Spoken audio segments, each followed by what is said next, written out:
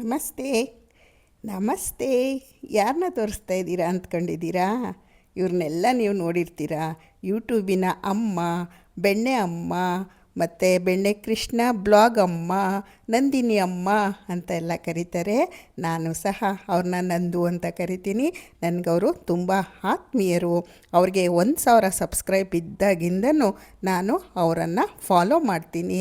ಅವರು ಹೇಳ್ತಾರೆ, ಎಷ್ಟು ಚೆನ್ನಾಗಿ ಹೇಳ್ತಾರೆ ಅವರು. ನಾನು ಓದಿರೋದೇ 8ನೇ ಕ್ಲಾಸು, ನಾನೇ ಈ ಥರ ಬೆಳೆದೆ, ನೀವು ಬೆಳಿಬೋದು, ಏನಕ್ಕೆ ಹೆದ್ರುಕೋಬೇಡ್ರಿ, ಈ ರೀತಿ ನೀವು ಸಬ್ಸ್ಕ್ರೈಬ್ ಮಾಡ್ಕೋಬೋದು, ಈ ರೀತಿ ನೀವು ಎಡಿಟಿಂಗ್ ಮಾಡ್ಬೋದು, ನಾನು ನಿಮ್ಗೆ ಹೇಳ್ಕೊಡ್ತೀನಿ, ನೀವೇನೂ ವರಿ ಮಾಡಬೇಡಿ ಅಂತ ನಮಗೆಲ್ಲ ಧೈರ್ಯವನ್ನು ತುಂಬುವಂತಹ ನಂದಿನಿ ಅಮ್ಮ ಅವರಿಗೆ ನಾನು ಒಂದು ಅಭಿನಂದನೆ ಹೇಳೋದಕ್ಕೋಸ್ಕರ ಈ ವಿಡಿಯೋವನ್ನು ಮಾಡ್ತಾಯಿದ್ದೀನಿ. ನಂದಿನಿ ಅವರು ಸದ್ಯಕ್ಕೆ ಉತ್ತರ ಭಾರತದ ಪ್ರವಾಸದಲ್ಲಿ ಇದ್ದಾರೆ. ಅವರ ಪ್ರವಾಸ ಚೆನ್ನಾಗಾಗಲಿ, ಅವರೇನೇನು ಅಂದ್ಕೊಂಡಿದ್ದಾರೋ ಎಲ್ಲವನ್ನು ಅವರು ಸಾಧಿಸಲಿ. ಯೂಟ್ಯೂಬ್ ಅಂದರೆ ಅವ್ರು ಹೇಳ್ತಾರೆ, ನಾನು ಯಾರನ್ನು ಬಿಡ್ತೀನಿ, ಯೂಟ್ಯೂಬನ್ನು ಮಾತ್ರ ಬಿಡಲ್ಲ, ಯೂಟ್ಯೂಬೇ ನನಗೆ ಸರ್ವಸ್ವ, ನನಗೆ ಜೀವನವನ್ನು ಕೊಟ್ಟಂತಹ ಯೂಟ್ಯೂಬ್ಗೆ ನಾನು ಯಾವತ್ತೂ ಚಿರಋಣಿ ಅಂತ ಹೇಳ್ತಾರೆ. ಅವರು ಈ ರೀತಿ ಹೇಳಬೇಕು ಅಂದರೆ ಯೂಟ್ಯೂಬಲ್ಲಿ ಅವರು ಎಷ್ಟು ಮಟ್ಟಿಗೆ ಕೆಲಸವನ್ನು ಮಾಡಿರಬೇಕು. ಯೂಟ್ಯೂಬು ಅವರಿಗೆ ಕೊಡುವಂತಹ ಸಂಭಾವನೆ ತುಂಬಾ ಕಡಿಮೆ ಇರ್ಬೋದು, ಆದರೂ ಸಹ ಅವರು ತುಂಬಾ ಅಭಿಮಾನವನ್ನು ಇಟ್ಕೊಂಡಿದ್ದಾರೆ. ಮತ್ತು ಎಷ್ಟು ಕಷ್ಟಪಟ್ಟು ಸಿಲ್ವರ್ ಬಟನನ್ನು ಅವರು ಪಡೆದಿದ್ದಾರೆ. ನಾನು ಓದಿಲ್ಲ ಅಂತ ಎಲ್ಲದರಲ್ಲೂ ಹೇಳ್ತಾರೆ, ಆದರೆ ಓದಿರೋರಿಗಿಂತ ಚೆನ್ನಾಗಿ ಮಾತನಾಡುವ ಕೆಪಾಸಿಟಿ ಅವರಲ್ಲಿ ಇದೆ. ಈಗಂತೂ ಅವರು ಬಿಸ್ನೆಸ್ ವುಮೆನ್ನೇ ಆಗೋಗ್ಬಿಟ್ಟಿದ್ದಾರೆ. ಎಲ್ಲದರಲ್ಲೂ ಅವರು ಬಿಸ್ನೆಸ್ ಮಾಡ್ತಾ ಇದ್ದಾರೆ, ಆದರೆ ಯಾವುದನ್ನು ಮುಚ್ಚಿಟ್ಕೋತಾ ಇಲ್ಲ. ನಾನು ಯಾವ ರೀತಿ ಮಾಡ್ತೀನಿ, ಹೆಲ್ತ್ ಪೌಡರ್ ಆಗಲಿ, ಆರೋಗ್ಯ ಪೌಡರ್ ಆಗಲಿ, ಒಂದು ಫೇಸ್ ಪೌಡರ್ ಆಗಲಿ, ಮತ್ತೊಂದು ಯಾವುದಾದ್ರೂ ಅವರು ಮಾಡ್ತಾ ಇರಲಿ, ಒಂದು 7-8 ಪ್ರಾಡಕ್ಟನ್ನು ಅವರು ಮಾಡ್ತಾ ಇದ್ದಾರೆ. ಎಲ್ಲದ ಸತ್ಯತೆಯನ್ನು ನಮ್ಮ ಮುಂದೆ ಬಿಚ್ಚಿಟ್ಟು ಯಾವ ರೀತಿ ಮಾಡ್ತೀನಿ, ಏನೇನು ಹಾಕ್ತೀನಿ, ಇದರಲ್ಲಿ ಯಾವುದೇ ಕೆಮಿಕಲನ್ನು ನಾನು ಆ್ಯಡ್ ಮಾಡಲ್ಲ ಅಂತ ತುಂಬ ಕ್ಲಾರಿಟಿ ಆಗಿ, ಅಂದರೆ ಅವರು ಒಂದು ಬಿಳಿ ಬಟ್ಟೆ ಥರ ನಮಗೆ ಎಲ್ಲವನ್ನು ತೋರಿಸಿ ಪಾರದರ್ಶಕವಾಗಿ ನಮ್ಮ ಮುಂದೆನೇ ತಯಾರು ಮಾಡ್ತಾರೆ. ಅದಕ್ಕೋಸ್ಕರ ಎಲ್ಲರೂ ಸಹ ಅದನ್ನು ಕೊಂಡ್ಕೋತಾ ಇದ್ದಾರೆ, ಆರೋಗ್ಯವಂತರಾಗೂ ಸಹ ಇದ್ದಾರೆ. ಅವರು ಮಾಡುವಂತಹ ರೀತಿ ನೋಡಿದ್ರೆ ನನಗೂ 50+ ಏಜ್ ಆಗಿದೆ. ನನ್ನಮ್ಮ ನನ್ನ ಅಜ್ಜಿ ಎಲ್ಲ ಮಾಡ್ತಾಯಿದ್ರಲ್ವ, ಆ ರೀತಿ ಪ್ರೊಸೀಜರನ್ನೇ ಇವರು ಆರೋಗ್ಯ ಪೌಡರ್ಗೆ ಮತ್ತೊಂದು ಹೆಲ್ತಿ ಡ್ರಿಂಕ್ಸ್ಗೆ ಎಲ್ಲ ಯೂಸ್ ಮಾಡ್ಕೋತಾ ಇದ್ದಾರೆ. ಅದು ಯಾವತ್ತೂ ಆರೋಗ್ಯಕ್ಕೆ ಹಾನಿಕರ ಅಲ್ಲ. ಅವರು ಆ ರೀತಿ ನಮಗೆ ಆರೋಗ್ಯಯುತವಾದ ಪ್ರಾಡಕ್ಟನ್ನು ಕೊಡ್ತಾ ಇದ್ದಾರೆ. ಮತ್ತು ನಾನು ಹೇಳಬೇಕು ಅಂದರೆ, ಇಂತಹ ಸ್ನೇಹಮಯಿ ಯೂಟ್ಯೂಬರ್ನ ನಾನು ನೋಡೇ ಇಲ್ಲ. ನಾನು ಸಾಮಾನ್ಯವಾಗಿ ಇವರ ನೇರ ಪ್ರಸಾರಕ್ಕೆ ಹೋಗ್ತಾ ಇರ್ತೀನಿ. ನಾನು ಇವ್ರಿಗಿಂತ ಲೇಟಾಗಿ ನಾನು ಯೂಟ್ಯೂಬನ್ನು ಸ್ಟಾರ್ಟ್ ಮಾಡಿದೆ. ನಾನು ಇವ್ರಿಗೆ ಕೇಳಿದೆ ಒಂದೇ ಒಂದು ಸಣ್ಣ ಪ್ರಶ್ನೆ, ಏನಪ್ಪ ಅಂದರೆ, ಈ ನೇರ ಪ್ರಸಾರದಲ್ಲಿ ಬ್ಲೂ ಕೊಡೋದು ಹೇಗೆ ಅಂತ.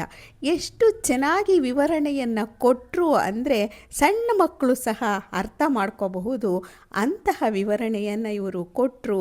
ಮತ್ತು ಇವರ ವಿಡಿಯೋಗಳನ್ನು ನೋಡೇ ನಾನು ಎಡಿಟಿಂಗನ್ನು ಕಲ್ತ್ಕೊಂಡಿದ್ದು. ಇನ್ಶಾರ್ಟಲ್ಲಿ ಯಾವ ರೀತಿ ಎಡಿಟ್ ಮಾಡಬೇಕು, ಯಾವ ರೀತಿ ಅಲ್ಲಿರುವಂತಹ ಬೇಡದೇ ಇರುವಂತಹದ್ದನ್ನು ಹೋಗಿಸ್ಬೇಕು, ಎಲ್ಲವನ್ನು ಸರಳವಾಗಿ ಸುಂದರವಾದ ಕನ್ನಡದಲ್ಲಿ ನಮಗೆ ಎಕ್ಸ್ಪ್ಲೈನ್ ಮಾಡ್ತಾರೆ. ಅದನ್ನು ಕೇಳ್ತಾ ಇದ್ದರೆ ನಾವು ಸಹ ಯೂಟ್ಯೂಬರ್ ಆಗಬಹುದು ಅನ್ನೋ ಕಾನ್ಫಿಡೆನ್ಸು ಬೆಳೆಯುತ್ತೆ. ಇದನ್ನು ಬೆಳೆಸಿದ್ದೆ ನನಗೆ ನಂದಿನಿ ಮೇಡಮ್ ಅವರು. ಅವರಿಗೆ ತುಂಬು ಹೃದಯದ ಧನ್ಯವಾದ ಹೇಳ್ತೀನಿ. ಮತ್ತು ಅವರ ನೇರ ಪ್ರಸಾರದಲ್ಲಿ ಹಾಸ್ಯ, ಅವರ ಮಾತು, ಅವರ ಆಕರ್ಷಣೆಯುತವಾದಂತಹ ನುಡಿಗಳು ಎಲ್ಲರನ್ನ ಗಮನ ಸೆಳೆಯುತ್ತೆ. ಏನು ಓದಿಲ್ಲ ಅಂತ ಹೇಳ್ತಾರೆ, ಆದರೆ ಇವರು ಓದಿರೋರಿಗಿಂತ ಹೆಚ್ಚು ವಿಷಯಗಳನ್ನು ತಿಳ್ಕೊಂಡಿದ್ದಾರೆ.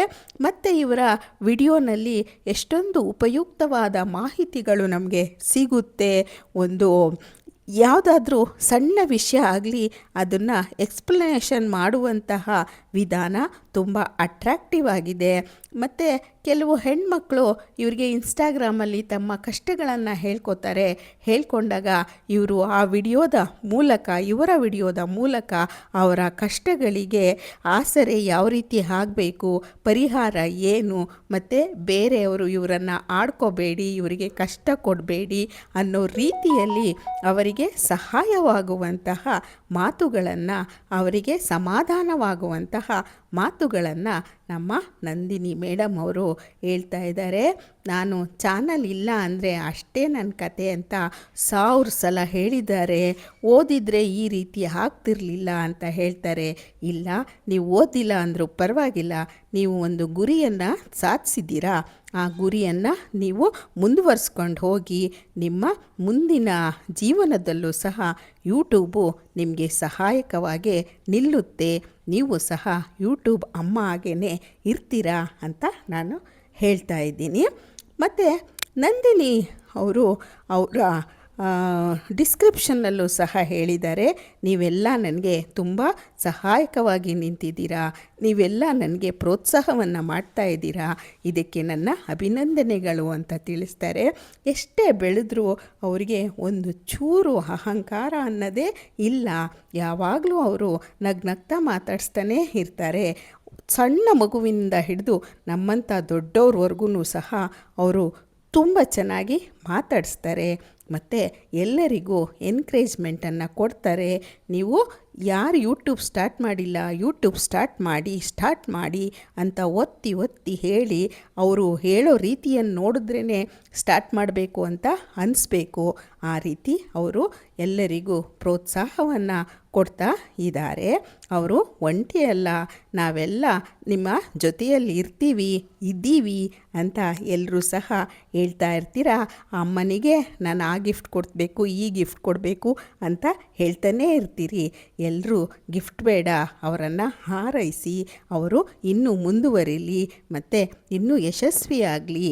ಇಂತಹ ಓದಿಲ್ಲ ಅಂತ ಹೇಳ್ತಾರೆ, ಆದರೆ ಎಷ್ಟೋ ಸಂಸ್ಥೆಗಳನ್ನು ಅವರನ್ನು ಕರೆದು ಸನ್ಮಾನಗಳನ್ನು ಮಾಡ್ತಾ ಇದ್ದಾರೆ. ಅಷ್ಟು ಸಾಧನೆಗಳನ್ನು ನಮ್ಮ ನಂದಿನಿ ಮೇಡಮ್ ಅವರು ಮಾಡ್ತಾ ಇದ್ದಾರೆ. ಅವರು ಚೆನ್ನಾಗಿರಲಿ, 100 ವರ್ಷ ಆರೋಗ್ಯವಾಗಿರಲಿ ಅಂತ ಹೇಳ್ತಾ ನಾನು ಈ ವಿಡಿಯೋವನ್ನು ಮುಗಿಸ್ತಾ ಇದ್ದೀನಿ. ಈ ವಿಡಿಯೋ ನಿಮಗೆಲ್ಲ ಇಷ್ಟ ಆಯಿತು ಅನಿಸುತ್ತೆ. ಇಷ್ಟ ಆಗಿದ್ದರೆ ಒಂದು ಲೈಕ್ ಮಾಡಿ, ಒಂದು ಕಮೆಂಟ್ ಮಾಡಿ, ಸಬ್ಸ್ಕ್ರೈಬ್ ಮಾಡೋದನ್ನು ಮರಿಬೇಡಿ.